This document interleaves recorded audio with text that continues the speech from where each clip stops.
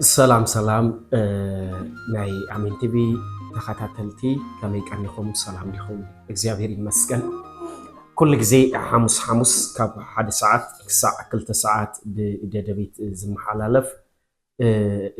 ميديانا مدختنا إنه جميل الله لما عنتون كافت زحلف زقصل تمرتنا كنقصلينا إخزابير المسكن زحلف الشمون بزعبة ناي غويتانا مدحنان إيسوس كريستوس بحتاوي مدحانيتنت إنا غويتانا مدحنان إيسوس كريستوس بحتاوي مدحانيتنا السو كم زخانة السو استسوى نسو مسكال سجو زقارسة دمو زفسسة بحتاوي مدحانيتنا نسو ترايو نسبينو مخانو ريناينا مانم زي تسوى أكل كدحنا ناخم زي خل مانم زي تسوى أكل كتعرق الناخم زي خل ريناينا لما عند خاء نزي بقويتنا مدحنا إيسوس كريستوس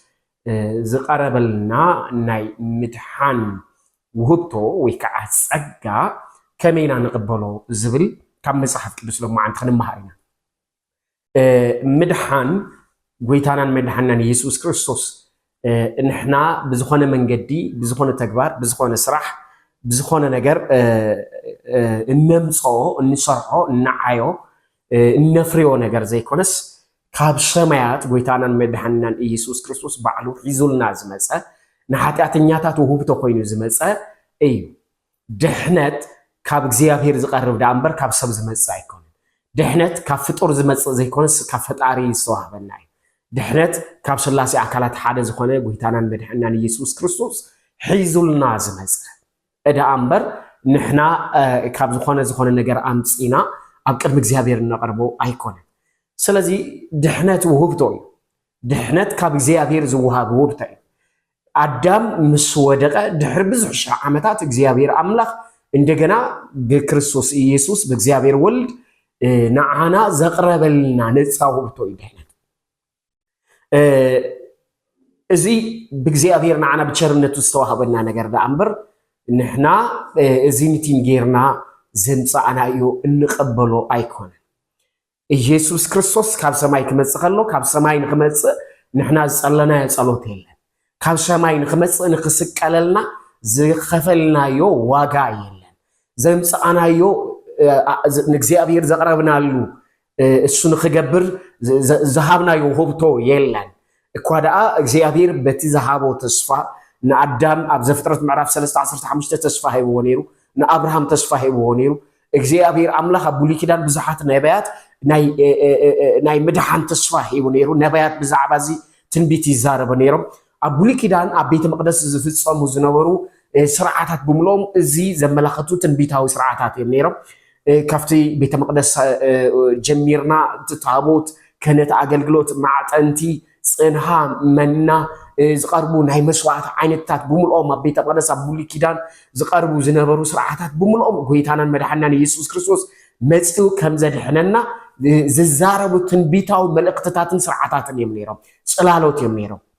سلازي إخيابير أملاخ بتصفى بمهاب ترى إذا كان استشفاء بمفتصام زفلت فول أمون أملاخ سلازقنا أمون أملاخ سلازقنا تشفل زفتصم أملاخ سلازقنا عب زجيزيون ساعات بعلو كريستوس يسوع مات يقع سلينا عم مسكل واجا خفيلو مسوات قين سلازي إذا كله إجزاء أبير بسناي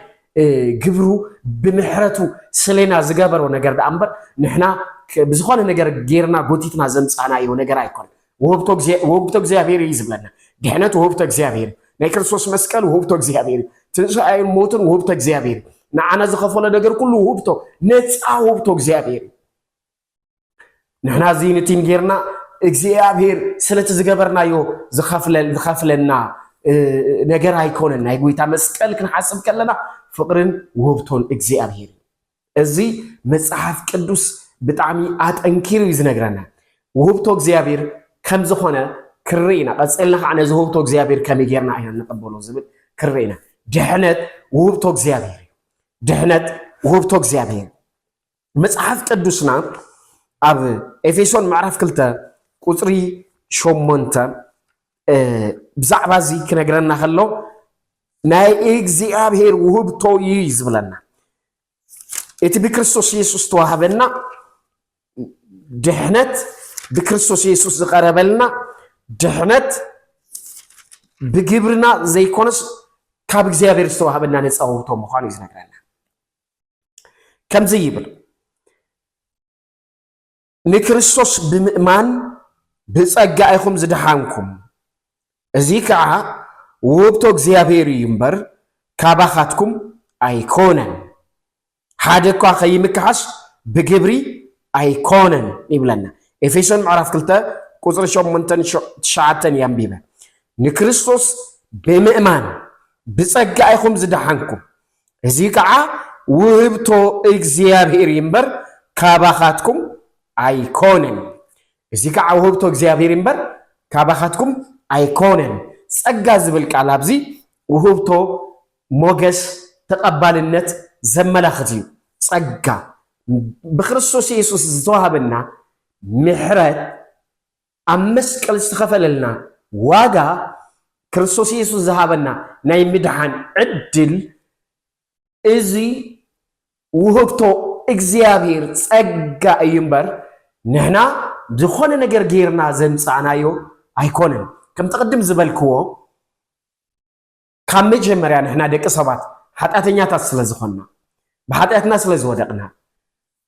መንፈሳዊ ነገርና ስለ ዝተበላሸወ ንእግዚአብሔር ውህብቶ እውን እነቕርበሉ መንፈሳዊ አቋም መንፈሳዊ ኩነታት ውሽጠ ኣይነበርናን ምክንያቱም ሓጢአተኛታት ኢና ሓጢአተኛ ዝወደቐ ሰብ ንእግዚአብሔር ምንም ክቐርብ ኣይኽእልን ስለዚ ክርስቶስ ኢየሱስ ናብ ምድሪ እዚ ክመጽእ ከሎ ስለቲ ንሕና ዝገበርናዮ ነገር ዘይኮነስ ንሓጢአተኛታት እግዚአብሔር ብነፃ ዘቕረበልና ዕድል እዩ ነዚ እዩ ንሓደ ወዱ ክሳዕ መሃብ ንዓለም ክሳዕ ክንድዚ ኣፍቀሮ ዝብለና ቅዱስ ዮሐንስ ኣብ ዮሐንስ ወንጌል ምዕራፍ 3 ቁጽሪ 16 እግዚአብሔር ስለ ዘፍቀረና ስለ ዝፈተወና እግዚአብሔር ብምሕረት ዓይኒ ስለ ዝረአየና እግዚአብሔር እንደገና ዕድል ስለ ዝሃበና እዩ ጎይታናን መድኃኒትናን ኢየሱስ ክርስቶስ ከም መድኃኒትና ኮይኑ ካብ ሰማያ ሰማያት ወሪዱ ካብ ቅድስት ድንግል ማርያም ተወሊዱ ኣብ መስቀል ንድሕነትና ስጉኡ ቆሪሱ ደም ኣፍሲሱ ኣብ ሳልሳይ መዓልቲ ከዓ ትንሣኤ ተንሲኡ እዚ ኩሉ ንድሕነትና ዝተኸፈለ ዋጋ እዚ ኩሉ ንድሕነትና ዝተዋሃበና ነገር እዩ ግን እዚ ኩሉ ከዓ ብግብርና ዝመፀ ዘይኮነስ እግዚአብሔር ብምሕረቱ ንዓና ዝሃበና ውህብቶ እዩ እዚ እግዚአብሔር ብምሕረቱ ዝሃበና ዕድል ኣብ ዘመነ ፍዳ ዓመተ ኩነኔ ኣብ ፍርዲ ወዲቑ ዝነበረ ወዲ ኣዳም ዘርአ ኣዳም ኩሉ ንሰብ ኩሉ ኣብ ኩነኔ ኣብ ፍርዲ ወዲቑ ዝነበረ ሰብ ኩሉ እንደገና ክድሕን እንደገና በክርስቶስ ኢየሱስ ሞትን ትንሣኤን ከም ሓድሽ እንደገና ናይ ድሕነት በሪ ተኸፊትሉ ውልድ እግዚአብሔር ኮይኑ ምስ እግዚአብሔር ንኽራኸብ ንኽዕረቕ እግዚአብሔር ባዕሉ ዘቕረበልና ዕድል እዩ ውህብቶ እዩ ሕዋተይ ድሕነት ንሓጢአተኛ ካብ እግዚአብሔር ዝተዋሃበ ነፃ ውህብቶ እዩ ምክንያቱም ብዋጋ ንሸምቶ እኳ ተንብል ነተ መስቀል ጎይታ ስለ ድሕነትና ዝኸፈለ ዋጋ ኣብዚ ዓለም እዚ ዘሎ ሃፍቲ ኩሉ ተኣኪቡ እንተዝቐርብ ክምጥኖ ኣይኽእልን ኣብዚ ዓለም ዘሎ ሃፍቲ ብርን ወርቅን ኣብዚ ዓለም ዘሎ ኩሉ ናይ ቴክኖሎጂ ውፅኢት ኣብዚ ዓለም ዘሎ ሃፍቲ ብምሉ ተሰብሲቡ እንተዝቐርብ ነቲ መስቀል ዝተኸፈለ ዋጋ ክምጥኖ ኣይኽእልን ምንም ተንገብር ምንም ተንቐርብ ንዑ ዝምጥን ዋጋ ክንከፍል ኣይንኽእልን ስለዚ ጎይታናን መድኃናን ኢየሱስ ክርስቶስ ብነፃ እዩ ህይወቱ ሂብና ብነፃ እዩ ኣብ መስቀል ቤዛነቱ ከፊሉልና ስለዚ ነፃ ውህብቶ እግዚአብሔር ብምሕረቱን ደቂ ሰባት ዝኸፈቶ ነፃ ናይ ምድሓን በሪ እዩ ዕድል እዩ ስለዚ ቅዱስ ጳውሎስ انت يبلنا ما نمكي مكح يبلنا اتبي كريستوس قربنا يدهنت بر عدل اتبي كريستوس وهبنا ጸጋ اجي بعلي ازين غير استقبلكو إلنا انمكحلو ايكون هذا كاب እግዚአብሔር استوهبنا ما نمكي مكح زي بجبر يكونن إلنا قدس باولس ويتانان مدحنان ኢየሱስ ክርስቶስና መስቀል ከወጽ ዝገበረው ፍቅሩን ምሕረቱን ውብቱ እንደ አንበር ናህና ግብረ ይኮን ናህናማ ኦሬዲ ዝወደቅና ዝተበላሸና ዝጨቀና ዝሓጠና አይናስ ምንም አይነት ሰናይ ነገር አይነበረና ግን በምህረቱ ካብ ሰማይ መጽኡ ስለናን መድኃና መስቀል ወይታናን መድኃናን ኢየሱስ ክርስቶስ ነፍሱ አንቢሩ እዚ ነፃው ህብቶ حواتي اقرا من قد حدا نقر كزارب بقبرهم بتخفلوا وواقع بتهبوا جنزب بتصليوا تصلوت بزحي سجدت بزحي تهبوا شطوتا مبعن أسراتن صدق እግዚአብሔር ክትዕድጉ እትደልዩ ተሐስቡ ከም ዝመስለኩም ሰባት ተሃሊኹም ለማ አንተ ሓደ ነገር ክብል ይደል صدقي دهنت بنسا بغويتانان مدحانيتنان ኢየሱስ ክርስቶስ ዝተዋሃበና ወብቶ برغص እቶም ቅድም ዝተአስክዎም ነገራት ከም ሓደ አማኒ ክገብሮም ዝግባኦም ተግባራት ዳአምበር ከም ሓደ ጽድቅን ምሕረትን እግዚአብሔር ዝተቀበለ ሰብ ክገብሮም ዝግባ ነገራት ዳአምበር ጽድቅን ምሕረትን ድህነትን ክረትም ንገብሮም ነገራት አይኮን ني دخاتات كن مسعود كلنا كن تصوم كلنا كن تصلي خلنا أسرات الموائن كن كفل كلنا صلوت كن تصلي خلنا سجدت كن سجد كلنا كن زمر كلنا إذا كله النجبرو زخونة كاب እግዚአብሔር ناي دحنت صدقي نمشمات هيكونن أقاداس نتي بغويتانان مدحنان ኢየሱስ ክርስቶስ ኣብ መስቀል ዝተኸፈለልና ነፃው ህብቶ ንዑኡ ناي مسغانا ملسي ناي اخبروت ملسي ثانكيو ناي مالت ملسي رسنا ناي مهاب منجد ملكت ايومبر بخامو زغزا زعدق صدق يلن احواتي نحنا منم تنقبر دحنت كنعدق عين خلن منم تنقرب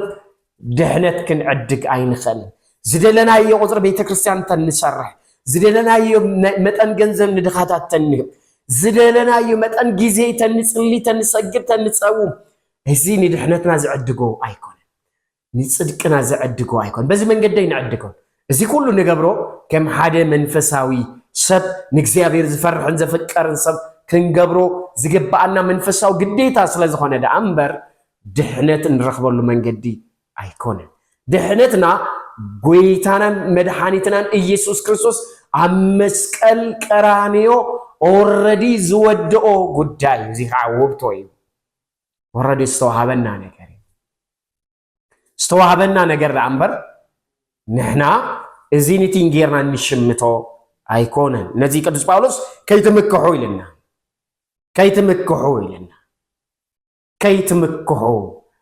ድሕነትኩም بكريستوس ኢየሱስ بጸጋ ዝተዋሃበኩም ይልና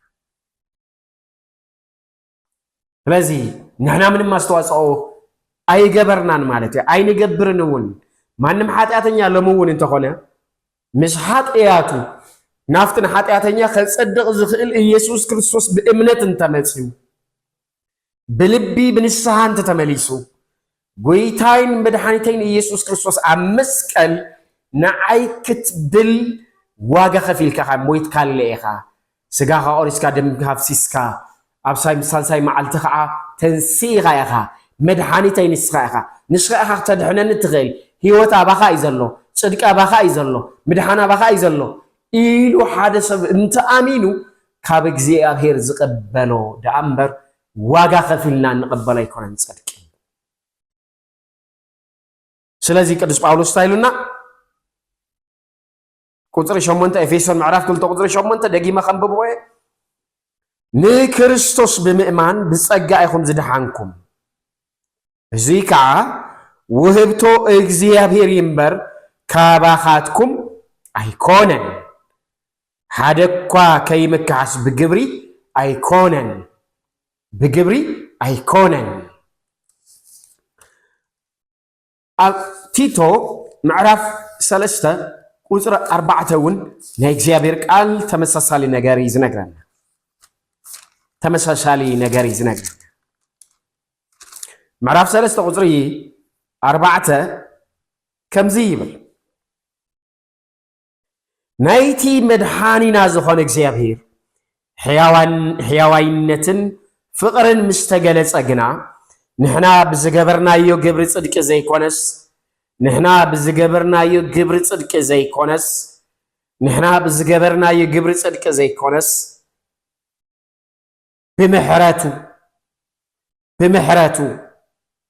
بمحرته بتخالعي لدت زهد محسابن بمنفس قدوس محداسن أدحننا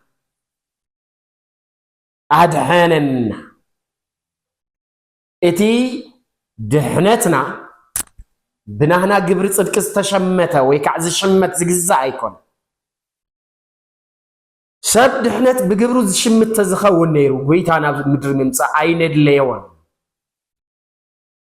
سب بقبرو صدق تزخون نيرو بقبرو عندنا خفت زود او منفس ودكات زتس تزخون نيرو أملاح زأكل እግዚአብሔር ወልድ ከሰማይ ሰማያት ወሪዱ ከቅድስት ድንግል ማርያም ተወሊዱ አመስቀል ነፍሱ አይነምበረን በፍጥሩ መከራ አይን ጸገበን አይን ተንከራተተን አብ ደንበ አይን ተወለደን አይን ተናቀን አይን ተሰደደን አይን ተጸለን እዚ ኩሉ ዋጋ መክፈል አይደለም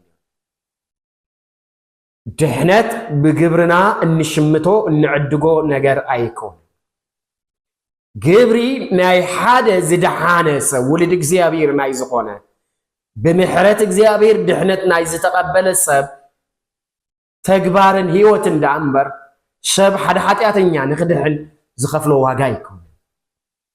لذي حواتي نخندحن نخفلو واغا اب قدم እግዚአብሔር كمتي نبي إسحاق زبلو ناي مرغن چرقي واغا يبلو بمنصر دحنتنا جبرنا من فايدة يبل من فايدة يبل جبرنا خدحنا الناس لزي خير فايدة سل واقع سل زي بلوي قويتانا المدحانيتنا يسوع كريستوس كان سماي وريد سل زي كألناي سل زي نخيلين من يمكن كفلو نخيل واقع سل زي اللي بمشرة الدحنت بجنزب يعدك دحنت بمسوعة النتيجة عدك بمسرته الدحنت بصلوتا يعدق بمسوعات النتي يعدق بمسوعات يسوع كريستوس يزركب بمسوعات يسوع كريستوس يزركب ادم موت كتموت يخاطب حيلو نيرو سلازي كمستبحلو قعمويت نموت كعاخد حلو زغل مواتيكي سلازي بجبرنا انمصو دحنت يلن بجبرنا انرخبو صدق يلن بجبرنا خنعدقو عين خلينا دحنت نصاوتو كم تقدم زبالكو زخونه ነገር ስለዚ ገበርና እግዚአብሔር ዘበና ነገር አይኮን ስለዚ መጽኦትና ስለዚ ተخوبنا ስለዚ ጸለና ካብ ዝኮነ ቦታ ናብ ዝኮነ ቦታ መንፈሳዊ ጉዕዞ ስለዚ ገበርና ዝኮነ አካል ኢደምቢሩ ስለዚ ጸለይልና እንቀበሎ አይኮንን ድህነት ነፃ ሆብቶ በክርስቶስ ኢየሱስ አመስቀል ስኸፈለልና ነፃ ሆብቶ ስለዚ እዚ ከርዳና ክኽእል አለው እንታይ ዳይና ንሕና ክንገብር ዘለና نحنا هنقبرو زقبأنا نجار حادن بنساها تمليسنا بإمنات نتي قويتانا المدحانتنا يسوع كريستوس مسكال زخفلو واقع مقبال كنقبلو لنا أنا آمنو لنا أخن دقفل لنا مولو لبنا أخو كللو أخن تمتع لنا نافتي قيدمي كلتشحن 17 عامة مرات عمسكل كرانيو سلينا استخفله مسواتي بإمنتنا أو كن ملس كنت أمت علنا بنسها كاب حاتياتنا تمليسنا بإمنتنا أو كنت أمت علنا سلازي زلينا نتاعي نزي بقويتا زقرب لنا نيمدحان عدل كمينا نقبله بإمنتنا نقبله بجبر نقبله زي كونس بأمنتنا نقبله بجبر زخاري نجر جير الله مسكي هابني لنا نقبله أي كون جبرنا أي متنون كبوري لعل جبرنا لعل بزع عالم زلوا هافتي ثلاث سايلة بأمنتنا حتياتنا عملنا حتياتنا تتكم زخوننا عملنا بأمنت بنسها بأمنتنا نافتي مسكال نملس حزي قويتا يسوس كريستوس قدم 2010 عامت زخفلو ندحنتنا زخفلو واقع حزي ونصرحي كما يدا يزقبلو انت إلنا قل بإمنتنا نقبلو بإمنتنا نقبلو نزي قدس يوحنس أبي يوحنس ونجيل معرف سلسة قويتا يسوس كريستوس بعلو زي تزاربو قال بقال زقمتان عرف سلسة ويتا يسوس كريستوس مس نيقاديموس بحال حدنا هيمانت مراحي كزرارب كلو دحنت هيوت نبلو صدقي هيوت نبلو ناي زلالم هيوت مال صدق مالتي دحنت مالتي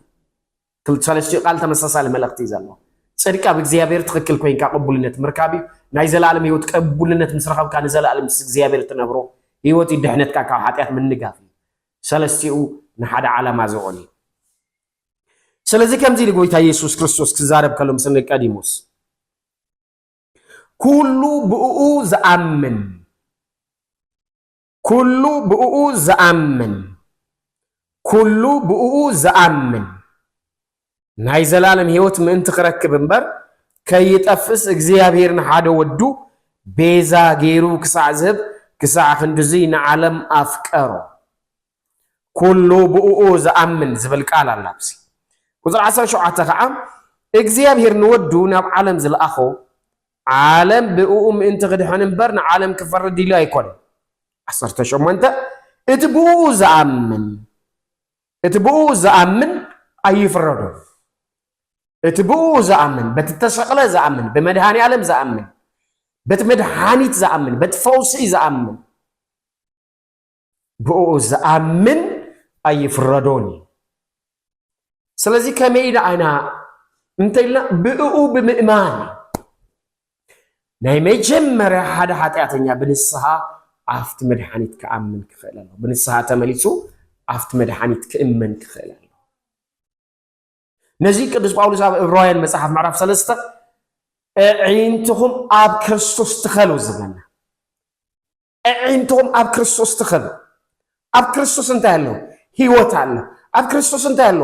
መድኃኒት ኣሎ ፈውስ ኣሎ ጽድቅ ኣሎ ናይ ዘላለም ህይወት ኣሎ ብርሃን ኣሎ ኣብ ክርስቶስ ሐቀኛ ፈውስ ኣሎ ንመንግስተ ሰማያት ዘብቅዕ ጽድቅ ኣሎ ክርስቶስ ውሽጢ ኣብ ክርስቶስ ንዘላለም ምስ እግዚአብሔር መንግስተ ሰማያት ዘድብር ናይ ዘላለም ህይወት ኣሎ ኣብ ክርስቶስ ውሽጢ ኣብ መስቀል ብዝኸፈለ ዋጋ ኣብ ክርስቶስ ውሽጢ እዚ ኩሉ ኣሎ ስለዚህ ታዲያ አይና ክንገብር ዘለና አዕይንትና ናፍቲ ምንጪ ህይወት ምንጪ ጽድቅ ምንጪ ናይ ዘላለም ህይወት ዝኾነ ኢየሱስ ክርስቶስ ናኡ ክንተክላለን ናኡ ብእምነት እንተ አቋሚትና እንተርኢና ጥራኢና ጽድቅ ኢየሱስ ክርስቶስ ምሕረት ኢየሱስ ክርስቶስ እንቀበል ስለዚህ ብምእማን ይብል ብምእማን ብኡ ዘአምን ይብለና ብኡ ዘአምን بإمنتنا نقبله بإمنتنا نقبله أبروي معرف سلستون قدس باولوس بجنب غيرو نغيرونا رومي معرف سلسته قطر 20 حدن قدس باولوس ناي بولي كيدانن ناي حديث كيدانن ناي دحنت منجدي ينصصر رومي معرف سلسته كاب قطر 20 حدن جميرنا رومي 4 بمولو خرخلنا رومي 5 بمولو خرخلنا اب حديث كيدان صدقي بإمنة يسوع كريستوس بإيمان زركب مخاني تركنا بولي كيدان حقي بمحلاو اي حادثه مس እግዚአብሔር طعي زخونه ركب كمسرت زخاي حقي بزح ነገር ይዝዝ ነቲ ትእዛዛት ሁሉ በመግባር አቡሊ ኪዳን እዚ ግበር እዚ ይቅርብ እዚ ግበር እዚ ይቅርብ እዚ ሰው እዚ አይትግበር ብዝብሉ ግበርን አይትግበርን ትእዛዛት በመግባርን ዘይ ምግባርን አቡሊ ኪዳን ሓደ ሰብ ምስ እግዚአብሔር ርክቡ ከሕድስ ዝኽእል ጊዜያዊ ዝኾነ ሕብረት ክህልዎ ክገብር ዝኽእል እዚ ግን እንታይሉና ዕብራውያን ብዝበለጸ ምዕራፍ 10 እዚ መንገዲ እዚ ግን ንሰብ ፍጹም ክገብሮ ኣይከኣለን እዚ ጊዜያዊ መጻንሕ ዝነበረ መንገዲ እዩ ገላትያ ምዕራፍ 3 ቁጽሪ 24 እውን ከም ሞግዚት ክርስቶስ ክሳዕ ዝመጽእ ሕጊ ንግዚኡ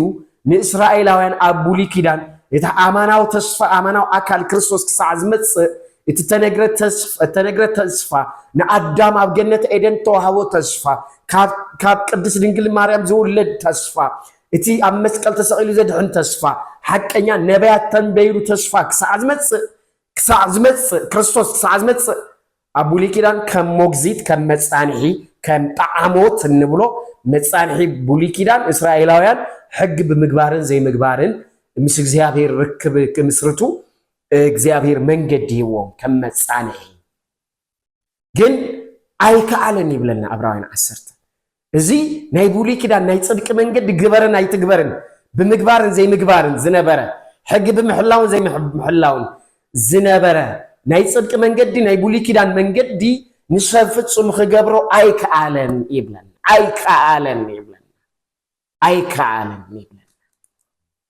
ስለዚ ሓድሽ ኪዳን ካሊእ ናይ ድሕነት መንገዲ እዩ ዘሎ ምግባርን ዘይምግባርን ሕጊ ምሕላውን ዘይምሕላውን ኣይኮነን እቲ ጽድቂ ዝርከብ ኣብ ሓድሽ ኪዳን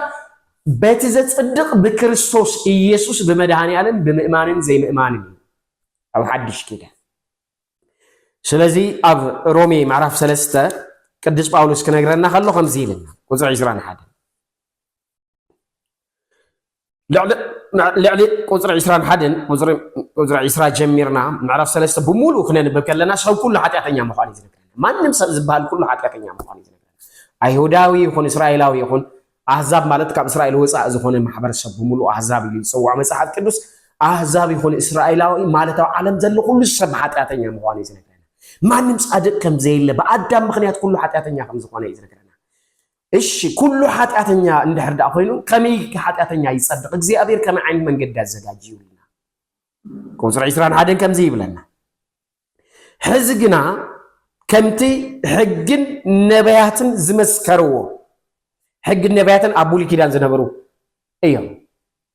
ብሉይ ኪዳን ናይ ሓድሽ ኪዳን ምስክር እዩ ብሉይ ኪዳን ርእሱ ዝኸኣለ ሓደ ግዜ ናይ መወዳእታን ናይ ድሕረት መንገዲ ኣይነበረን እንታይ ዳ ምስክር እዩ ነይሩ ስለቲ ሓድሽ ምስክር ጽላሎት እዩ ነይሩ ስለዚ ብሉይ ኪዳን ሕግን ነቢያትን ብዛዕባ ሓድሽ ኪዳን ብክርስቶስ ኢየሱስ ዝርከብ ጽድቂ ምስክር እዮም ነይሮም ነቢያት ብትንቢቶም ይምስክሩ ነይሮም መድኃኔ ዓለም ከም ዝመጽእ እኒ ነቢይ ኢሳያስ እንሆ ድንግል ክትጸንሰ ወዲ ከዓ ክትወልድ እያ ስሙ ከዓ ኣማኑኤል ክበሃል እዩ እንዳበሉ ትንቢት ይዛረቡ ነይሮም ኣብ ቤተ መቕደስ ዝቐርቡ ዝነበሩ ናይ ኣባጊዕ መስዋዕትታት ክርስቶስ መጺእ ከም ዝስውዕልና ትንቢታዊ መልእኽትታት ሕግታት ክንብል ከለና ኣብ ቤተ መቕደስ ዝወሃቡ ዝነበሩ ስርዓታት ዝግበሩ ዝነበሩ ስርዓታት ኣብ ብሉይ ኪዳን ስፔሻል ሕጊ ናይ ሕጊ መጽሓፍቲ ንብሎም ዘፍጥረት ብምሉኡ ምዕራፍ ብምሉኡ ዘጸአት ምዕራፍ ምሉኡ ዘህሉቅ ምዕራፍ ብምሉኡ ዘዳግም ዘለዋውያን ሓሙሽተ መጽሓፍቲ ናይ ቅዱስ ሙሴ እግዚአብሔር ዝሃበና ናይ ብሉይ ኪዳን መጽሓፍቲ ናይ ሕጊ መጽሓፍቲ ሕጊ ንብሎም ብምሎም ዘ መጽሓፍቲ እዚኦም ብዛዕባ ኢየሱስ ክርስቶስ ምምጻእ እዮም ዝዛረቡ ርእሶም ኪሎም ናይ ጽድቂ መንገዲ ኣይነበሩን ጽላሎት እዮም ነይሮም ክርስቶስ ከም ዝመጽእ ዘመላኽት እዮም ነይሮም ስለዚ ብሉይ ኪዳን ብሓጺር ቋንቋ ብሉይ ኪዳን ናይ ሓድሽ ኪዳን ጽላሎት ማለት ሓድሽ ኪዳን ኣማናዊ ኣካል ኢየሱስ ክርስቶስ መጺኡ ከም ዘጽድቐና ፍጹም ድሕነት ከም ዝበና ዘመላኽት እዮም ነይሮም ይምስክሩ እዮም ነይሮም ይትንብዩ እዮም ነይሮም እቲ ካህን ናይ ክህነት ኣገልግሎት ኣብ ብሉይ ኪዳን ክፍጽም ከሎ ትንቢታዊ ኣገልግሎት እዩ ነይሩ ኣማናዊ ካህን ሊቀ ካህን ኢየሱስ ክርስቶስ ከም ዝመጽእ ትንቢት እዩ ነይሩ እቲ ታቦት ኣብ ማእኸል እስራኤል ኣብ ቤተ መቕደስ ውሽጢ ክቕመጥ ከሎ ኣማኑኤል ኣብ ማእኸል ሰባት ስጋ ለቢሱ ኣብ ማእኸልና ከም ዝመጽእ ኣብ ማእኸልና ስጋ ለቢሱ ሰብ ኮይኑ ደኪኑ ሰብ ኮይኑ ኣማኑኤል ኣብ ማእኸል ሰባት ከም ዝርከብ ትንቢት እዩ ነይሩ ባዕሉ ከም ዝመጽእ ትንቢት እዩ ነይሩ ቤተ መቕደስ በአርአያ ሥላሴ ዝተፈጠረ ሰብ እንደገና ተሐድሽ መቅደስ እግዚአብሔር ከም ዝኸውን ትንቢት እዩ ናይ ብሉይ ኪዳን ብምልኦም ስርዓታትን ትንቢታትን ምስክርን ትንቢታትን ዳእምበር ርእሶም ዝኸኣሉ ቆምቲ ኣይኮንን ነይሮም ጽላሎት እዮም ነይሮም ስለዚ ከምዚ ይብለና ሕዚ ግና ከምቲ ሕግን ነቢያትን ዝመስከርዎ بزي حق موسى زخانة بزي بولي كده بزي حق موسى زخانة صدق እግዚአብሔር ተገልጾ አሎ حزقنا حدش كده كم تحق النبياتن زمسكرو بزي حق موسى زخانة صدق እግዚአብሔር ተገልጾ አሎ ቁጥር 20 ክልተን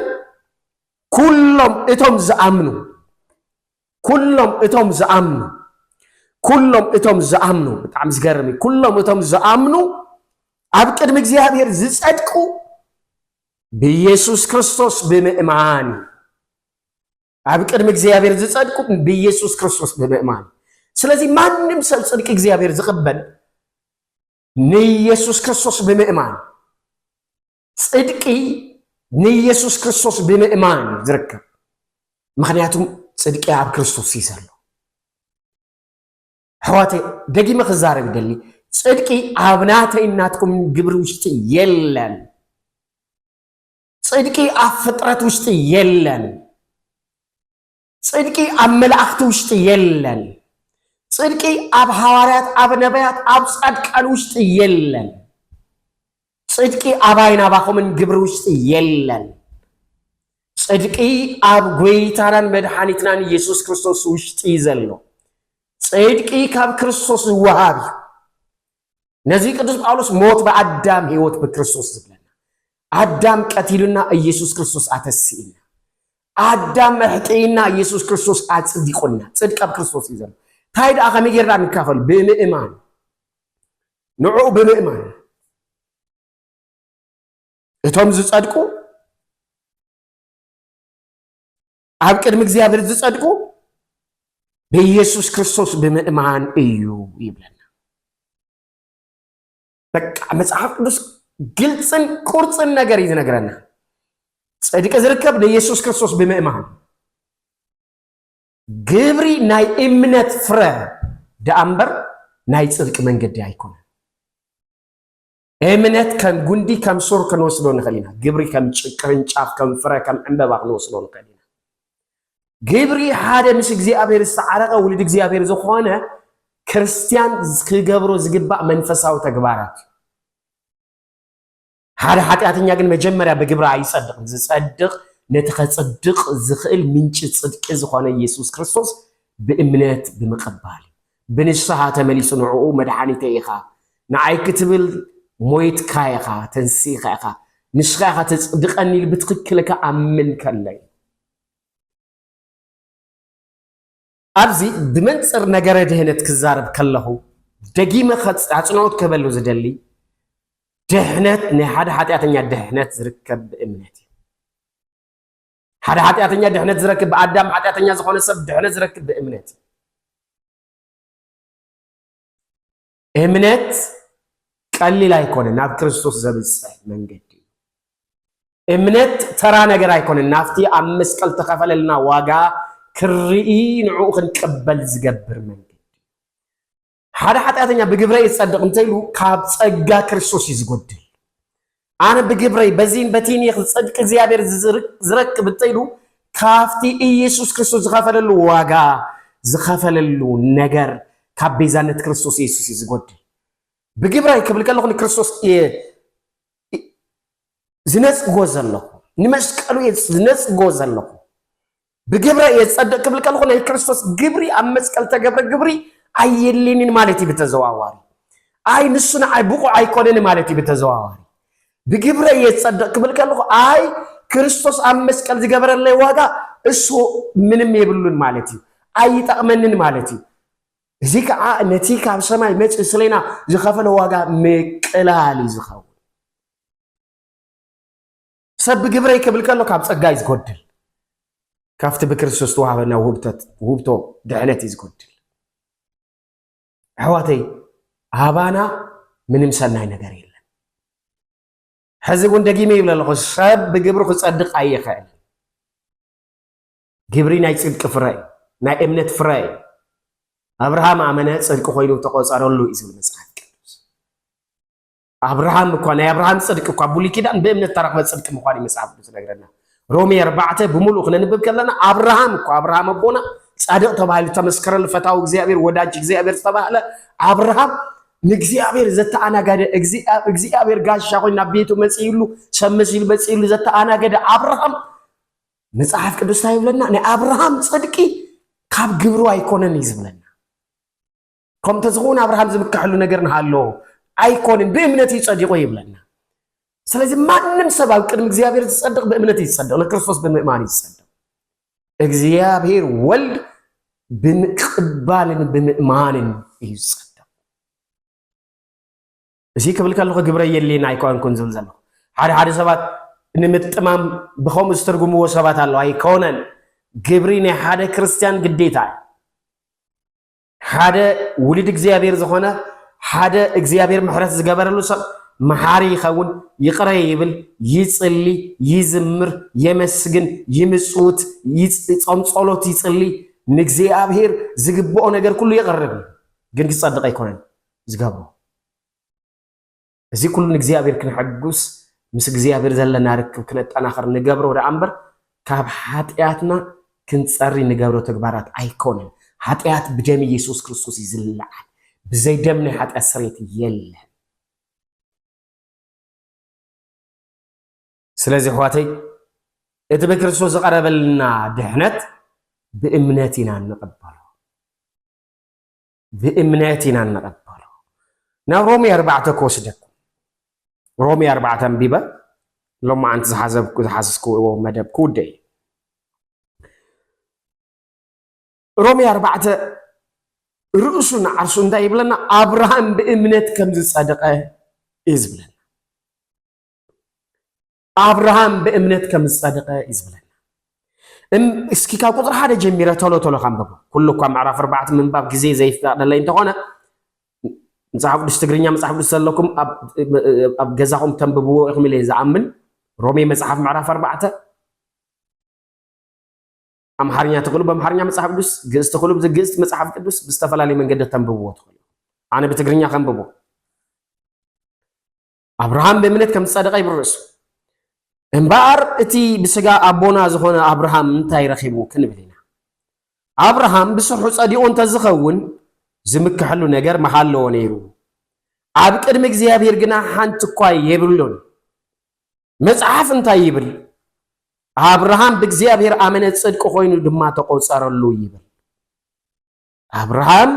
በእግዚአብሔር አመነ ጽድቅ ኮይኑ ድማ ተቆጸረሉ ይብል ነቲ ዝሰርሕ ሰብ ደመዙ ከም ግቡእ ኮይኑ ይቁጸረሉ እምበር ከም ውህብቶ አይኮነን ቁጥር 5 ሰብ ሰናይ ተግባር እንተ ዘይብሉ እኳ በቲ ንኃጢአተኛታት ዘጽድቅ እግዚአብሔር እንተ አሚኑ እቲ እምነቱ ጽድቅ ኮይኑ ይቁጸረሉ በጣም ዝገርም ቁጥር 6 ናብ ቅዱስ ዳዊት ከዓ ይኸይድ ዳዊት ብዛዕባት ብግብሪ ዘይኮነስ ብዛዕባት ብኸምኡ ብእግዚአብሔር ዘጽድቆ ብኸምኡ እግዚአብሔር ዘጽድቆ ሰብ ብፁዕ ከም ዝኾነ ክዛረብ እንተሎ ከምዚ ይብል ዳዊት ብዛዕባት ብግብሪ ዘይኮነስ ብዛዕባት ብኸምኡ እግዚአብሔር ዘጽድቆ ሰብ ብፁዕ ከም ዝኾነ ክዛረብ እንተሎ ከምዚ ይብል እቶም በደሎም ይቅረ ዝተባህለሎም ኃጢአቶም ዝተሓደገሎም ብፁዓን እዮም እግዚአብሔር ኃጢአቱ ዘይቆጽረሉ ሰብ ብፁዕ እዩ ቁጥር 9 እዛ ብጽዕና እዚኣ ንግሩዛት ጥራይ ድያ ወይስ ንዘይ ግሩዛት እውን ግሩዛት ዝብሎም እስራኤላውያን ግርዘት ስርዓት ናይ እስራኤላውያን ስርዓት እዩ ምንም እንኳን ኢትዮጵያውያን ብዝተፈላለየ መንገዲ ዝተቀበልናዮ እንተኾነ ግን ግርዘት ናይ እስራኤላውያን ተዋህቦ ንዘር አብርሃም ዝተዋህቦ ስርዓት ግሩዛት ዝብሎም እስራኤላውያን ዘይ ግሩዛት ዝብሎም ከዓ ካብ እስራኤል ወፃእን ዝኾኑ ኩሉ አሕዛብ ኩሉ ማለት እዛ ብጽዕና እዚኣ ንግሩዛት ጥራይ ድያ ወይስ ንዘይ ተገረዙ እውን ንአብርሃም እታ እምነቱ ጽድቂ ኮይና ተቆጸረትሉ ኢልና ኣለና ንአብርሃም እታ እምነቱ ጽድቂ ኮይና ተቆጸረትሉ ኢልና ኣለና ከመይ ኢላ እያኸ ዝተቆጸረትሉ ምስ ተገረዘ ድዩ ወይስ እንተይ ተገረዘ እምበር ምስ ተገረዘ አይኮነን ነታ ገና ከይተገረዘ እንተሎ ብእምነት ዝረኸባ ጽድቂ ምልክትን ማሕተምን ክትኸውን ግርዘት ተቀበለ ስለዚህ ነቶም ኩሎም እንተይ ተገረዙ ዝኣምኑ እሞ እምነቶም ጽድቂ ኮይኑ ዝቁጸረሎም ድማ ኣቦ ኾነ ኣቦ ጉርዛት እውን እዚ ከዓ ስለ ተገረዙ ጥራይ ዘይኮነስ ነታ አብርሃም ከይተገረዘ እንተሎ ዝረኸባ እምነት ስለ ዝሰዓቡ እንዳበለ ይቀጽል ኣሕዋተይ መጽሓፍ ቅዱስ ኣብ ገላትያ ኣብ ኤፌሶን ኣብ ሮሜ ኣብ ቆላስያስ ኣብ ሓድሽ ኪዳን ኣብ ብዙሕ ቦታ ኣብ ዮሐንስ ወንጌል ጽድቂ ብእምነት ከም ዝርከብ ይዝነግረና ጽድቂ ብእምነት ከም ንቀበሎ ይዝነግረና ጽድቂ ውህብቶ እግዚአብሔር እዩ ስለዚ ነቲ ውህብቶ ብእምነት ኢና ንቀበሎ ቀድምታ ኢለ ነይረ ድሕነትና ብክርስቶስ ተገብረለና ይምድሓን ስራሕ ውህብቶ እዩ ንዓና ነፃ ኣይነ ክርስቶስ ግን ህይወቱ ዘኽፈሎ ክቡር ነገር ውህብቶ እዩ እግዚአብሔር ስለዚ ይከኣልና ዝሃበና ውህብቶ እዩ ስለዚ ብዝኾነ ግብሪ ንቀበሎ ኣይኮነ ደሞዝ ከም ደሞዝ ንቀበሎ ኣይኮነን ደሞዝ ውህብቶ ኣይበሃልን ከም ትቅድም ዘንበብኩ ታዲያ ብእምነት ንቀበሎ ውህብቶ እዩ ብእምነት ኢና ንቀበሎ ስለዚ እቲ ዝጸድቕ ሰብ ኣብ ቅድሚ እግዚአብሔር ንኢየሱስ ክርስቶስ ብምእማን ይጸድቕ ኢልና ስለዚ ጽድቂ ውህብቶ እግዚአብሔር እዩ ንሱ ከዓ ብእምነት እንቀበሎ ነገር እዩ ስለዚ ዘረባይ ከጠቃልል ሓደ ኃጢአተኛ ነቲ ብኢየሱስ ክርስቶስ ዝቀረበሉ ጽድቂ ብእምነት ዝቀበሎ ኣብ ዮሐንስ ወንጌል ምዕራፍ 1:12 ቅድሚ ሕዚ አንቢበየ ንዝተቀበልዎን ብስሙ ንዝኣምኑን ይዝብለና ንዓኦም ውልድ እግዚአብሔር ክኾኑ ስልጣን ሃቦ ንዝተቀበልዎን ብስሙ ንዝኣምኑን ስለዚ ንጎይታናን መድሓናን ኢየሱስ ክርስቶስ ብልቢ ንቅበሎ ናብ ህይወትና ነእትዎ ንእመኖ ንኣምኖ መድሓኒተይ ንስኻ ኢኻ ኢልና ንኣምኖ ኣሕዋተይ ንክርስቶስ ምፍላጥ ካሊእ ጉዳይ እዩ ከም ናይ ጽድቂ ምንጪ ናይ ህይወት ምንጪ ብሓቂ ናይ ድሕነት መንገዲ ጌርካ ንክርስቶስ ምእማን ካሊእ ጉዳይ ምፍላጥና ዘይኮነስ ምእማንና እዩ ፍልጠትና ናብ እምነትና ከምፀና ኣለዎ ሓደ ሰብ ናይ ዝኾነ ሕማም መድሓኒቱ እንታይ ምዃኑ ምፍላጡ እኹል ኣይኮነን ነቲ መድሓኒት ግድን ክውሕጦ ክኽእል ኣለዎ ወይ ብመርፊእ መልክዕ ወይ ብቀኒኑ መልክዕ ክወስድ ኣለዎ ምስ ሰውነት ክወሃድ ኣለዎ ሽዑ ክድሕን ዝኽእል ጎይታና መድሓኒናን ኢየሱስ ክርስቶስ ስለና ዝቀረበ መድሓኒት ስለዚ ብእምነት ምስ ነብስና ክነወሃዶ ኣለና ብኡ ክንውከል ኣለና ብኡ ክንእመን ኣለና መድሓኒትና ንሱ ምዃኑ ብትክክል ነብስና ብኡ ክትተኣማምን ክትኣምንን ኣለዎ ብድሕሪኡ ጽድቂ ክርስቶስ ጽድቅና ዝኸውን ህይወት ክርስቶስ እንካፈል ብድሕሪኡ ነዚ ብኡ ዝኣምን ዝብል መጽሓፍ ቅዱስ ብኡ ዝኣምን ናይ ዘላለም ህይወት ምእንቲ ክረክብ እዩ ወልድ ኣብ መስቀል ተሰቂሉ ስለዚ እምነት ናብ ክርስቶስ ዘጠምተና ዘብፅሐና ናብ መስቀሉ ዘብፅሐና ነገር ዳንበርተና ነገር ኣይኮነን ግብሪ ግን ናብ ርእስና እዩ ዘርኢ ግብረይ እንታይ ኢለ ናብ ርእሰ እዩ ዝርኢ ናብ ክርስቶስ ኣይኮንኩን ዝርኢ ዘሎ ስለዚ ድሕነት ብግብሪ ዘይኮነስ ብእምነት እዩ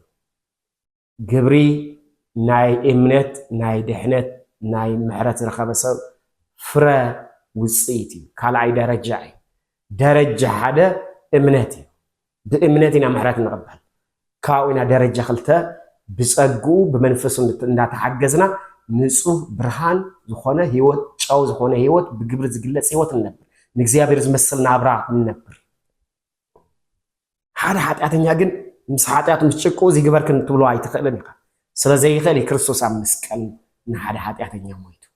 ስለዚ ነቲ ኣብ መስቀል ተኸፈለ ዋጋ ብእምነት ብምቕባል ኢና ንድሕን እግዚአብሔር ይመስገን ስለዚ ሎማዓንቲ መልእኽተይ ዘይ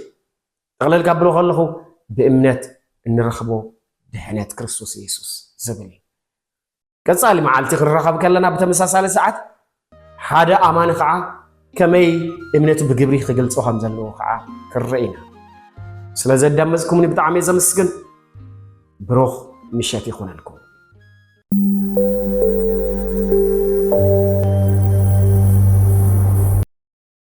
رأي معرف 12 عبي ملكت لما أب سماي ترآيه صحاي زتونزفت ورحي بإقراز رقصت 12 كواكب تزلوا أخليل أبرسا زدفت حنت سبيت ترآيت نسات نست نبرت حمام حرس سلس حزاد ما كتولد تصعر نبرت كالئ ملكت كعا أب سماي ترآيه إنه شوعت رأسن 10 قرنن زلوا أبت أرأسون شوعت زود زدفئ حدا عبي قيح جبل ترآيه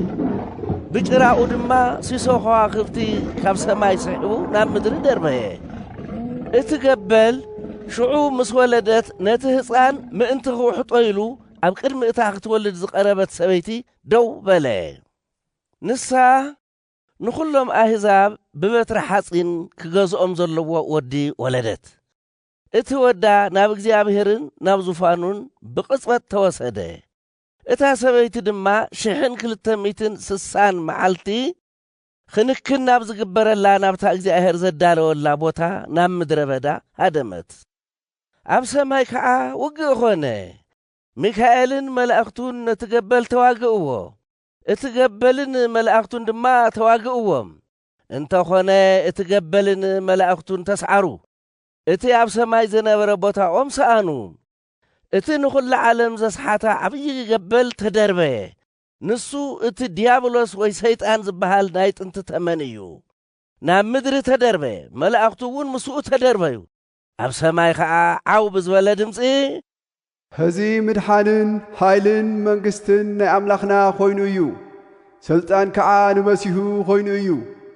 እቲ ለይትን መዓልትን ናብ ቅድሚ ኣምላኽና ዝኸሶም ዝነበረ ኸሳስ ኣሕዋትና ተደርቢዩ እዩሞ ሳላ ደም ብትበጊዕን ሳላ ቃል ምስክርነቶምን ሳላእቲ ዝሰበኽዎ ቃል ሓቅን ድማ ሰዓርዎ ንህይወቶም ተናሕሰዩ ክሳዕ ሞት በጽሑ ስለዙይ ኣቱም ሰማያትን ኣቱም ኣብኣቶም እትነብሩን ተሓጐሱ ምድርን ባሕሪ ግና ዲያብሎስ ቁሩብ ዘመን ከም ዘለዎ ፈሊጡ ብብርቱዕ ቁጣ ናባኻትኩም ወሪዱ ኣሎሞ ወይለኹም ክብል እንተሎ ሰማዕኹ ሽዑ ትገበል ናብ ምድሪ ከም ዝተደርበየ ምስ ረአየ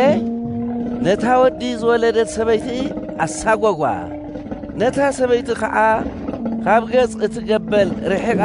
3 ዓመትን መንፈቕን ኣብኡ ንኽትሕሎ ክንክና ብትረኽበሉ ስፍራ ምእንቲ ክትነፍር ከም ናይ ዓብይ ንስሪ 2 ክንፊ ተዋህባ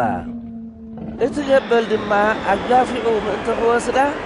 ደድሕርታ ሰበይቲ ውሕይ ዝመስል ማይ ብኣፉ ተፍአ ምድሪ ግና ነታ ሰበይቲ ረድአታ እታ ምድሪ ኣፋ ኸፊታ ነትገበል ብኣፉ ዝተፍኦ ውሕይ ጸም መቢላ ሰተየቶ እትገበል ከዓ በታ ሰበይቲ ተቖጥዐ ነቶም ትእዛዝ እግዚአብሔር ዝሕልውን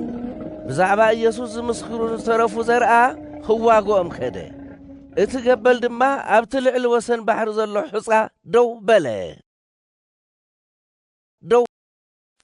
رأي معرف 13 بدحر زوي حدا عراويت كاب بحر غوص انتولو رأخو 10 أقرنتن شوعت أرأس النبرو أبا أقرنتو 10 زودي أبا رأسوون نقزي أبهير تصرف سم نبرو اتزر أخو عراويت كعا نبري مسل نبري أقارو خم أقار دبي أفو خم أف أنبسا يمسل نبري اتقبل دما حيلون زفانون عبي سلطانن هابو حدا خابتو مرأسوون نموت زبط صحقو سلنبرو اتنا موت زبط صحقو سلقنا حوي مدري بملئتا دما تقرما ندحر اتا أراويت سعبت نساتهم كعا نتا أراويت سلطان سلزهابو نتقبل سقرولو نتا أراويت وين نازل أراويت زي ماني مسلو من كخوابو يخلق እናበሉ ሰገዱሉ ትዕቢትን እግዚአብሔር ዝጸርፍ ቃላትን ዝዛረብ ኣፍ ተውሃቦ ነርባዓን ክልተ ነዋርሕ ግብሩ ክገብርውን ስልጣን ተውሃቦ ሽዑ ንእግዚአብሔር ክጸርፍ ንስሙን ንማህደሩን ነቶም ኣብ ሰማይ ዝነብሩን እውን ክጸርፎም ኣፉ ኸፈተ ነቶም ቅዱሳን ክዋግኦምን ክስዕሮምን ፍቃድ ረኸበ ኣብ ልዕሊ ኩላቶም ነገዳትን ህዝብን ቋንቋታትን ኣህዛብን ድማ ስልጣን ተዋሃቦ እቶም ካብ ምፍጣር ዓለም ጀሚሩ ስሞም ኣብቲ ናይቲ ዝተሓርደ በጊዕ መጽሓፍ ሕይወት ዘይተጽሓፈ ኣብ ምድሪ ዝነብሩ ኩላቶም ክሰግዱሉ እዮም ዝሰምዕ እዝኒ ዘሎ ይስማዕ እቲ ክማረኽ ዘሎ ተማሪኹ ክኸይድ እዩ እቲ ብሰይፊ ክቕተል ዘሎ ብሰይፊ ክቕተል እዩ እቲ ናይቶም ቅዱሳን ትዕግስትን እምነትን ዝርአ ከዓ ኣብዚ እዩ ካልእ ኣራዊት እውን ካብ ምድሪ ክወፅእ እንተሎ ረአኹ ከም ናይ በጊዕ ዝመስል ክልተ ቐርኒ ድማ ነበሮ ዘረባኡ ከዓ ከም ዘረባ ገበል ነበረ ካብቲ ቀዳማይ ኣራዊት ምሉእ ስልጣን ተቐበለ ኣብ ቅድሚኡ ድማ ክሰርሕ ጀመረ ምድርን እቶም ኣብኣ ዝነብሩን ከዓ ነቲ ናብ ሞት ተብጽሕ ቁስሉ ዝሓወየትሉ ቀዳማይ ኣራዊት ከም ዝሰግዱሉ ገበረ እቲ ካልኣይ ኣራዊት ኣብ ቅድሚ ሰብ ካብ ሰማይ ናብ ምድሪ ሓዊ ክሳዕ ዘውርድ ዓበይቲ ምልክታት ገበረ ነቶም ኣብ ምድሪ ዝነብሩ እውን ነቲ ብሰይፊ ተወቂዑ ዝቆሰለሞ ዝሓወየ ቀዳማይ ኣራዊት ምስሊ ግበሩሉ እናበለ በቲ ኣብ ቅድሚ እቲ ቀዳማይ ኣራዊት ክገብሮ ዝተዋህቦ ምልክታት ነቶም ኣብ ምድሪ ዝነብሩ የስሕቶም ነበረ ምስሊ እቲ ቀዳማይ ኣራዊት ምእንቲ ክዛረብን ነቶም ንምስሊ እቲ ኣራዊት ዘይሰገዱ ኩላቶም ምእንቲ ክቐትሎምን ከዓ እቲ ካልኣይ ኣራዊት ንምስሊ እቲ ቀዳማይ ኣራዊት ትንፋስ ክህቦ ተፈቐደሉ እቲ ካልኣይ ኣራዊት ኩላቶም እቶም ኣናእሽትን ዓበይትን ሃብታማትን ድኻታትን ወይቶትን ኣገልገልትን ኣብ የማናይ ኢዶም ወይ ኣብ ግንባሮም ማህተም ከም ዝግበረሎም ገበረ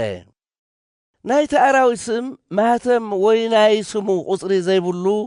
ሓደ እኳ ክዕድግን ክሸይጥን ከም ዘይኽእል ይገብር ነበረ እምበኣርከስ ጥበብ ኣብዚ እዩ ዘድሊ ቁፅሪ እቲ ኣራዊት ቁፅሪ ሰብ እዩ እሞ ኣእምሮ ዘለዎ ይጸብጽቦ እቲ ቁፅሩ ከዓ 666 እዩ ራእይ ምዕራፍ 14 ብድሕሪ እዙይ እቲ በጊዕ ኣብቲ ጽዮን ተብሂሉ ዝጽዋዕ እምባ ደው ኢሉ ረአኹ ስሙን ስሞቡኡን ኣብ ግንባሮም ዝተጽሓፎም 144,000 ከዓ ምስኡ ነበሩ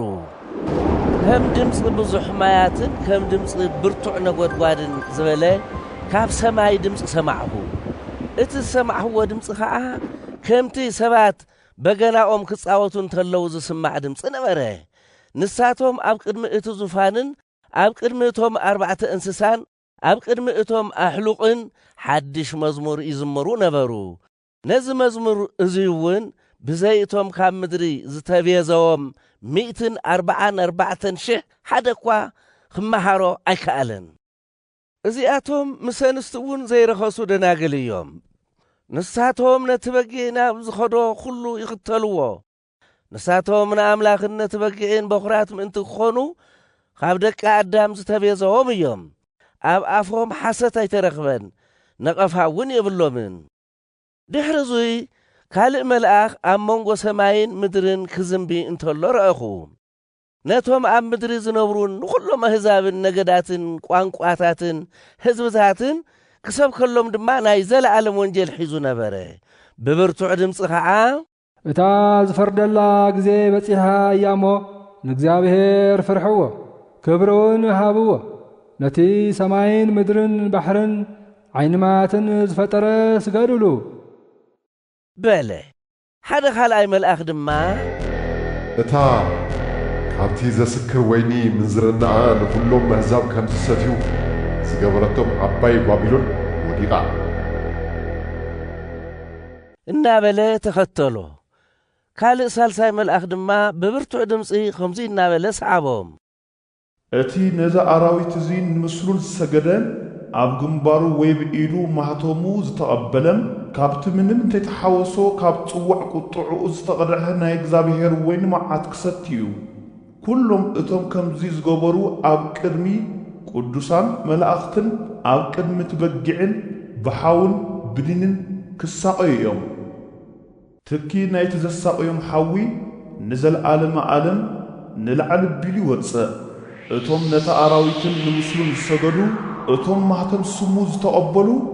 ለይትን መዓልትን ዕረፍቲ የብሎምን እቶም ንትእዛዛት ኣምላኽን ንእምነት ኢየሱስን ዝሕልው ቅዱሳን ከዓ ትዕግስቶም ኣብዚ እዩ ዝርአ ካብ ሰማይ ከዓ እቶም ካብ ህዚ ንድሓር ብጎይታ ዝሞቱ ብፁዓን እዮም ኢልካ ጸሓፍ ዝብለኒ ድምፂ ሰማዕኹ መንፈስ ቅዱስ ከዓ እወ ግብሮም ክስዕቦም እዩ እሞ ካብ ጻዕሮም ክዓርፉ እዮም በለ ሽዑ ቆላሕ እንተበልኩ እንሆ ጻዕዳ ደመና ረአኹ ኣብቲ ደመና ከዓ ወዲ ሰብ ዝመስል ተቐሚጡ ነበረ ንሱ ኣብ ርእሱ ኣኽሊል ወርቂ ደፊኡ ኣብ ኢዱ እውን በሊሕ ማዕጺድ ሒዙ ነበረ ካልእ መልኣኽ ድማ ካብ መቕደስ እግዚኣብሔር ወፂኡ ነቲ ኣብ ልዕሊ ደመና ተቐሚጡ ዘሎ ዓው ብዝበለ ድምፂ ግዜ ዓጺድ ቀሪቡ ፍረ ምድሪ እውን በፂሑ እዩ እሞ ማዕጺድካ ስደዶ ዕጸድ እውን በሎ እቲ ኣብ ደመና ዝተቐመጠ ከዓ ማዕጺዱ ናብ ምድሪ ሰደደ ምድሪ እውን ተዓጸደት ካልእ መልኣኽ ድማ ካብታ ኣብ ሰማይ ዘላ መቕደስ ወፀ ንሱ እውን በሊሕ ማዕጺድ ሒዙ ነበረ ካብቲ መሰውእ ድማ ኣብ ልዕሊ ሓዊ ስልጣን ዘለዎ ሓደ ካልእ መልኣኽ ወፀ ነቲ በሊሕ ማዕጺድ ዝሓዘ መልኣኽ ከዓ ዓው ብዝበለ ድምፂ እቲ ዘለላ ወይኒ በሲሉ እዩ እሞ ነቲ በሊሕ ማዕጺድካ ሰዲድካ ነቲ ኣብ ምድሪ ዘሎ ዘለላ ወይኒ ቆሪጽካ ኣክቦ በሎ እቲ መልኣኽ ከዓ ማዕጺዱ ናብ ምድሪ ሰዲዱ